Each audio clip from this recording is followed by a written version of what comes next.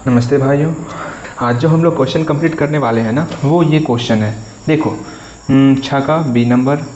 And इस question में जो है यहाँ पर 2 into P square minus Q square equal to x minus y. यहाँ पर आपका क्वेश्चन गलत है, बिकॉज मैं आपको बुक दिखाता हूँ। देखो, दिख रहा है Z into P square minus Q square equal to x minus Y होगा। सो क्वेश्चन रॉन्ग है। तो कोई नहीं, छपाई में कभी कभी गलती हो जाता है। हो गया तो कोई बात नहीं, हम लोग क्वेश्चन को सही करके फिर बनाएंगे। That's clear. चलो हम इस क्वेश्चन को सॉल्व करते हैं। अच्छा, इस क्वेश्चन को पहले मैं लिख लेता हूँ, ठीक। Z into P square minus Q square equal to x minus y. अच्छा, इस क्वेश्चन को कंप्लीट करने से पहले मैं आपको कुछ रिवीजन करवा रहा हूँ। इस चैप्टर में किस किस टाइप का डिफरेंशियल इक्वेशन का हम लोग सॉल्यूशन करेंगे। चलो फटाफट से हम लोग रिवीजन कर लेते हैं। तो इस चैप्टर में जो हम पढ़ने वाले हैं, पहला लैग्रांजेस फॉर्म में कोई हमको डिफरेंशियल इक्वेशन दिया हुआ रहेगा। अब कैसा डिफरेंशियल इक्वेशन दिया हुआ रहेगा, ध्यान से समझना। P P plus Q Q equal to R के फॉर्म में कोई डिफरेंशियल इक्वेशन हमको दिया हुआ है, तो उसका सॉल्यूशन किस प्रकार का होगा वो जानना है। उसका सॉल्यूशन जो है मेरा फाई यू भी के रूप में होगा। That's clear. जैसे इसमें जो क्वेश्चन आपका पूछा जाता है, एक नज़र आप क्वेश्चन को भी देख लो। ये आपका क्वेश्चन है, कैपिटल पी के स्थान पर x square minus y Z and capital Q के स्थान पर ये टर्म है एंड कैपिटल आर के स्थान पर ये टर्म है। और ये स्मॉल पी स्मॉल क्यू, जिसको हम लोग जानते हैं जब जेड को एक्स के रिस्पेक्ट में पार्शियल डेरिवेटिव करेंगे तो वो मेरा पी बनता है, एंड अगेन जब वाई के रिस्पेक्ट में डेरिवेटिव करेंगे तो वो मेरा क्यू बनता है। इसी तरह का क्वेश्चन जो है आपका लैग्रांजेस फॉर्म में आएगा। वैसे आप जानकारी के लिए मैं बता दूं आपको, यह आपका लीनियर पार्शियल डिफरेंशियल इक्वेशन है, पीडीई शॉर्ट फॉर्म में हम लोग लिखे हुए हैं इसको।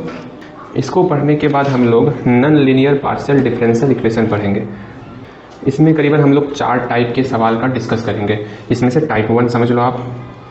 टाइप 1 में कोई हमको पार्शियल डिफरेंशियल इक्वेशन दिया हुआ है। जैसे देखो, कोई फंक्शन है, फंक्शन पी और क्यू के रूप में कोई आपको जो है पार्शियल डिफरेंशियल इक्वेशन दिया हुआ है। इसका एग्जांपल देख लो किस प्रकार का इक्वेशन रहेगा।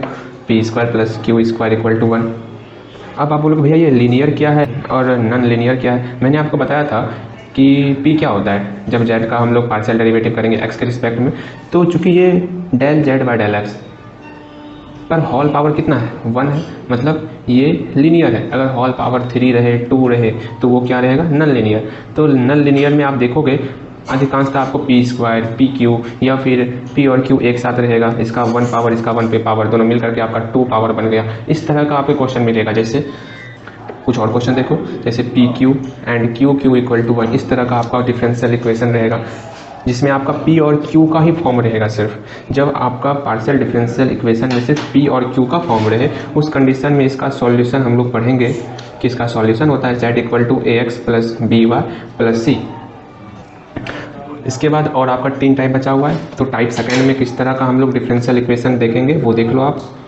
टाइप सेकेंड में जो हम लोग का पार्शियल डिफरेंशियल इक्वेशन दिया हुआ रहेगा, वो पार्शियल डिफरेंशियल इक्वेशन आपका Z equal to P x plus Q y plus F P Q के फॉर्म में रहेगा। कैसे, इसका कुछ क्वेश्चन देख लो। क्वेश्चन किस तरह रहेगा इस पर, Z equal to P x plus Q x plus P into Q. P और क्यू का कोई फंक्शन रहेगा इसके अलावा। इस तरह का क्वेश्चन आपका सेकेंड टाइप में रहेगा। उस कंडीशन में इसका जो सॉल्यूशन होता है, इसका सॉल्यूशन आपका जेड इक्वल टू जहाँ जहाँ पी है वहाँ पर हम लोग ए पुट करेंगे एंड जहाँ क्यू है वहाँ पर हम लोग बी पुट करेंगे। That's clear. अभी तत्काल समझने के लिए इतना ध्यान में रखना है आपको। एंड नेक्स्ट और 2 टाइप बचा हुआ है। तो टाइप थर्ड में किस तरह का डिफरेंशियल इक्वेशन हम लोग सॉल्व करेंगे उसको देख लेते हैं फटाफट से। टाइप थर्ड में मेरा जो पार्शियल डिफरेंशियल इक्वेशन दिया हुआ रहेगा, वो पार्शियल डिफरेंशियल इक्वेशन में जो फंक्शन रहेगा वो जेड का पी का और क्यू का इक्वल टू 0। मतलब उस इक्वेशन में आपका जेड भी रहेगा, पी भी रहेगा, क्यू भी रहेगा। जैसे मैं कुछ क्वेश्चन आपको बता रहा हूँ, Z equal to P Q. देखो, इस पार्शियल डिफरेंशियल इक्वेशन में जेड भी है, पी भी है और क्यू भी है। इसी तरह का और 9 into P square Z plus Q square equal to 4। इसमें पी भी है, क्यू भी है और जेड भी है। बस यही 3 फंक्शन रहेगा। That's clear. उस कंडीशन में मैं आपको बताऊंगा इसका सॉल्यूशन किस प्रकार निकालते हैं। जब हम लोग इस टाइप के क्वेश्चन को पढ़ेंगे ना, तब उस वक्त हम लोग इसके सॉल्यूशन के बारे में चर्चा करेंगे। एंड जो लास्ट बच गया टाइप 4, उसको देख लो एक बार। टाइप 4 में जो मेरा पार्शियल डिफरेंशियल इक्वेशन दिया हुआ रहेगा, उस पार्शियल डिफरेंशियल इक्वेशन में मेरा एक्स और पी का फंक्शन एक साइड रहेगा एंड दूसरे साइड जो रहेगा फंक्शन वो मेरा वाई और क्यू का रहेगा।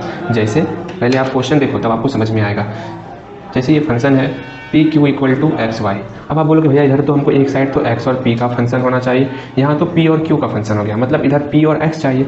ठीक है, पी और एक्स को एक साइड लेते आते हैं पी बाई एक्स, एंड इस साइड वाई और क्यू चाहिए तो वाई बटे क्यू, क्यू को अनदर साइड भेजे तो वाई बटे क्यू हो गया।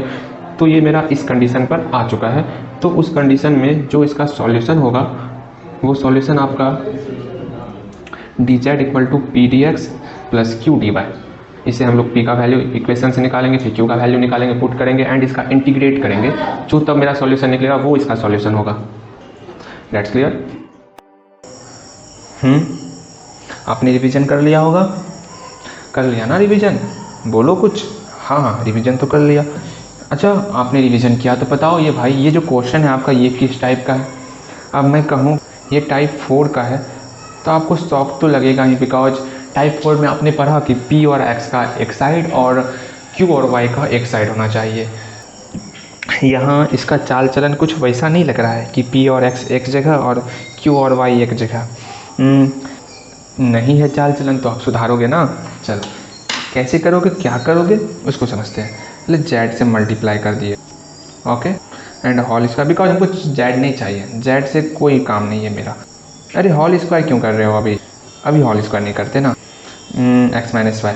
अब जो है हम लोग z का रूट z लेंगे एंड p दोनों पर होल स्क्वायर करेंगे, माइनस सेम यही फंडा यहाँ पर भी करेंगे एंड दोनों का होल स्क्वायर करेंगे, दोनों टर्म का, and x minus y. And यहाँ पर मुझे सिर्फ p चाहिए था। वैसे हम लोग जानते हैं कि p जो है और कोई नहीं del z by del x होता है, ओके। अच्छा एक काम करें क्या, यहाँ तो p का वैल्यू जो है हम जानते जो हैं, अपने ज्ञान को यहाँ पर थोड़ा विस्तार कर दें। Del z by del x का whole square minus root z, q का क्या होगा del z by del y। चलो ठीक है। एंड अगेन यहाँ समझना है कि अगर हम लोग ऐसा करें कि root z and del z, इस दोनों को कोई other term del capital Z मान लें, तो ये इस तरह का हो जाएगा क्या कि ये दोनों मिलकर कैपिटल डेल Z बन गया एंड डेल x नीचे में का whole square minus del capital Z by del y का whole square equal to x minus y. तो यही हम पुट करते हैं, पुटिंग। इसको यहाँ पर लिखना सीधे में। ठीक है। अच्छा del Z by del x तो स्मॉल p होता है, जब स्मॉल z है, यहाँ कैपिटल Z है तो हम लोग कैपिटल p यूज कर देते हैं। ठीक, कैपिटल p स्क्वायर माइनस, फिर इसका वैल्यू क्या होगा, अगर यहाँ स्मॉल z रहता तो स्मॉल q देते एंड अगर यहाँ पर हम लोग कैपिटल Q देते हैं equal to x minus y. यहाँ पर p और q मेरा इस दोनों का वैल्यू है, बस इसको आपको ध्यान में रखना है। ठीक, अब x वाले टर्म को एक साइड और y वाले टर्म को एक साइड। चलो ठीक, अब क्या करेंगे हम लोग, अब हम लोग यहाँ से, बिकॉज हम लोग जानते हैं क्या कि इसका जो सॉल्यूशन होगा टाइप 4 में हम लोग पढ़े कि अगर कोई भी, ध्यान समझना, कोई भी px और राइट साइड qy के फॉर्म में रहे, उस कंडीशन में जो सॉल्यूशन होता है वो सॉल्यूशन होता है dz equal to P d x plus Q d y के फॉर्म में रहता है ना, आपने पढ़ा होगा टाइप 4 में। ठीक, अब यहाँ पर p का वैल्यू पुट करेंगे, q का वैल्यू पुट करेंगे, इसका इंटीग्रेशन करेंगे, आपका सॉल्यूशन हो गया। कितना आसान है। अच्छा p का वैल्यू कैसे निकालोगे, अब यहाँ तो इक्वल है इसके, p का वैल्यू कैसे निकलेगा, इसको कोई आर्बिट्रेरी कांस्टेंट a के इक्वल कर देते हैं, मान लेते हैं a के बराबर है, एंड इससे हम लोग p का वैल्यू निकालेंगे, एक बार इस दोनों को इक्वल करेंगे, एक बार इस दोनों को इक्वल करेंगे। अच्छा इक्वल तो करो, p square minus x equal to a, यहाँ से p का वैल्यू क्या निकलेगा वो देखो, क्या निकलेगा, क्या निकलेगा, root under a plus x निकल गया। एंड अगर यहाँ से q का झलक देख लो क्या होता है, झलक दिखला जा, क्या आ गया जल्दी बताओ, अरे q का ही ना, हाँ q equal to root under a plus y. ठीक, अब इस दोनों का वैल्यू हम लोग इस सॉल्यूशन में पुट करेंगे, बिकॉज हम लोग टाइप 4 में पढ़े हुए हैं, मैं बार बार कर रहा हूँ, उसको याद रखना है, ध्यान में रखना है इसको। अगेन नाउ क्या था डी जेड, बिकॉज यहाँ पर कैपिटल Z लिए हुए हैं इसलिए हम लोग यहाँ पर कैपिटल Z लेंगे, तो d Z equal to capital P into d x, because वहाँ पर कैपिटल P माने हुए हैं, प्लस कैपिटल Q dx। अगर हम लोग स्मॉल p और स्मॉल q लेते तो यहाँ पर हम लोग small p and small q लगाते एंड यहाँ पर स्मॉल z लगाते, लेकिन किसी कारणवश हम लोग यहाँ पर कैपिटल Z, कैपिटल P और कैपिटल Q लगा रहे हैं, क्योंकि आपको वो कारण पता है। तो ज़्यादा समय व्यतीत ना करते हुए हम लोग सवाल को आगे बढ़ाते हैं। ठीक, तो इसका हम लोग इंटीग्रेशन करेंगे। इसके पहले हम लोग सबका वैल्यू तो पुट कर लेना। तो p का वैल्यू क्या है, a प्लस एक्स का root into d x plus root under a plus y into d y. Integration integration and integration. इसका इंटीग्रेशन करो डी जेड का तो जेड हो गया, एंड इसका तो root under a plus x है। अच्छा नहीं जानते तो यहाँ ध्यान दो, रूट अंडर 2 रहता था, रूट अंडर x रहता था कि हम लोग कैसे निकालते हैं इसका इंटीग्रेशन। अरे यार x पावर 1/2 है तो dx है, तो जब पावर आता है उसमें एक जोड़ते हैं एंड 1/2 प्लस 1 करते हैं। तो मेरे हिसाब से 2 प्लस 1 3/2, x पे पावर 3/2 एंड 3/2, तो ये 2/3 इंटू एक्स पे पावर 3/2 आया। सेम यही फंडा यहाँ पर 2/3 कांस्टेंट टर्म बाहर आएगा 2/3 एंड x के स्थान पे ये सारा टर्म है तो a plus x and power तो रहेगा ना, पावर मेरा 3/2 है एंड हो गया, और क्या चाहिए ज़िंदगी में। सेम यही फंडा यहाँ पर 2/3 इंटू a प्लस वाई पर power 3/2 plus b, constant term कहीं b यूज किए हैं क्या, a यूज किए हैं, कोई तो कांस्टेंट टर्म आएगा ना इंटीग्रेशन करेंगे तो b ले लेते हैं। चलो ठीक है, यहाँ तक समझ में आया। अब यहाँ पर जो z का वैल्यू माने थे उसको यहाँ पुट करेंगे। अब आप बोलोगे भैया कैपिटल Z क्यों माने हम लोग, बिकॉज आसानी से इंटीग्रेशन हो। ठीक, अब जो Z वाले भैया हैं उसको हाथ जोड़कर चाहे पैर पकड़ो, किसी तरह उसको मना करके यहाँ पर लाओ। नहीं मानेंगे तो फिर भी तो उसको लाना ही है। तो क्या था वहाँ पर, अरे यहाँ Z है, यहाँ पर तो डेल Z है, मतलब इसका भी हमको इंटीग्रेशन करना होगा। इंटीग्रेटिंग बोथ साइड, करो इंटीग्रेट, ला ला ला ला ला, आज थारा भाई सब का इंटीग्रेट कर डालेगा क्या। अरे ये इक्वल है, ठीक, हाँ, रूट Z से हम वही फंडा लगेगा क्या, 2/3 से मल्टीप्लाई आगे में एंड Z पर power 3/2 equal to capital Z and plus कोई कांस्टेंट टर्म आएगा।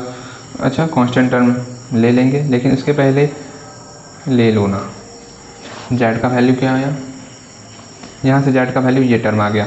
वैसे भी ये कांस्टेंट टर्म और ये कांस्टेंट टर्म का मिलन हो जाएगा तो कुछ ना कुछ अलग कांस्टेंट टर्म लाएंगे, नहीं भी लोगे चलेगा। Z का वैल्यू ये ले लेते हैं, तो क्या आ गया Z का वैल्यू 2/3 इंटू Z पर पावर 3/2 इक्वल टू 2/3 दोनों से कॉमन ले लिया गया।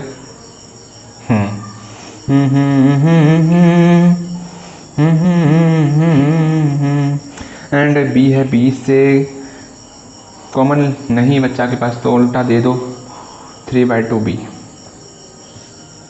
एंड अगेन यहाँ से, अरे भाई साहब 2/3 तो कट गया ना, तो निकल तो गया Z पे power 3/2 equal to a plus X पर power 3/2 plus a plus Y पर पावर 3/2 एंड इसको कोई अदर कांस्टेंट टर्म मान लो। मैंने कहा था ना दोनों मिलके फिर से अलग कांस्टेंट टर्म आता है, बिकॉज कांस्टेंट टर्म हम लोग ले सकते हैं एंड आर्बिट्रेरी कांस्टेंट को अलग अलग। ठीक, तो यहाँ पर यही मेरा इसका सॉल्यूशन है। यहाँ पे क्वेश्चन में लिख दो putting C equal to 3/2 into B। चलो मिलते हैं नेक्स्ट वीडियो में।